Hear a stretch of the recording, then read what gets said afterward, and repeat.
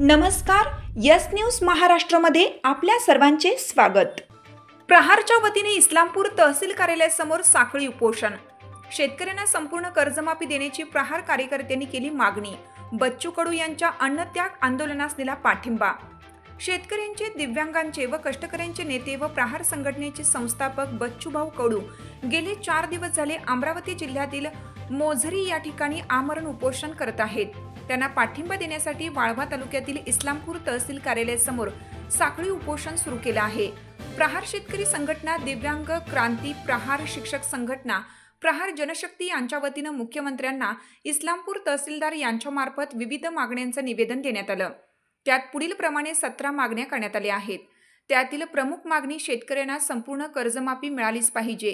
दिव्यांगांना आणि विधवांना 6000 रुपये मानधन मिळालंच पाहिजे। विनाअट कर्ज मिळालं पाहिजे।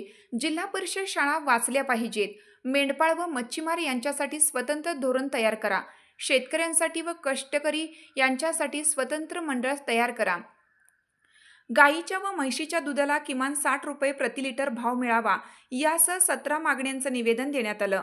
प्रहार शेतकरी संघटनेचे जिल्हा अध्यक्ष दिग्विजय पाटील, प्रहार शिक्षक संघटनेचे जिल्हा अध्यक्ष चंद्रशेखर क्षीरसागर, प्रहार दिव्यांग क्रांती संघटनेचे अध्यक्ष प्रदीप माने, प्रहार शेतकरी संघटनेचे शिराळा अध्यक्ष रायसिंग पाटील, प्रहार जनशक्ती पक्षाचे शिराळाचे अध्यक्ष दिग्विजय पाटील, प्रहार शेतकरी संघटनेचे पलूस अध्यक्ष आदित्य जाधव, प्रहार दिव्यांग क्रांती संघटनेचे अध्यक्ष संतोष कुंभार, बबन जाधव यासह इतर पदाधिकाऱ्यांच्या स्वाक्षऱ्या आहेत।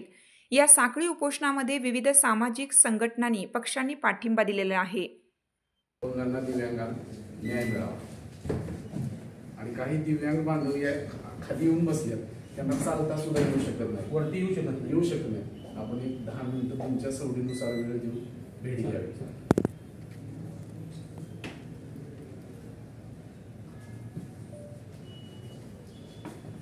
या ज्या काही मागण्या आहेत त्या कलेक्टर साहेबांना कळवायला, त्यांनी मंत्री महोदयांना कळवाव्यात, मुख्यमंत्र्यांना कळवाव्यात। आज एका बाजूला हमीभावाचा प्रश्न आहे, अवकाळी पावसाचा प्रश्न आहे, जर सारख्या भागात, दुष्काळी भागात सगळा प्रश्न निर्माण झालाय।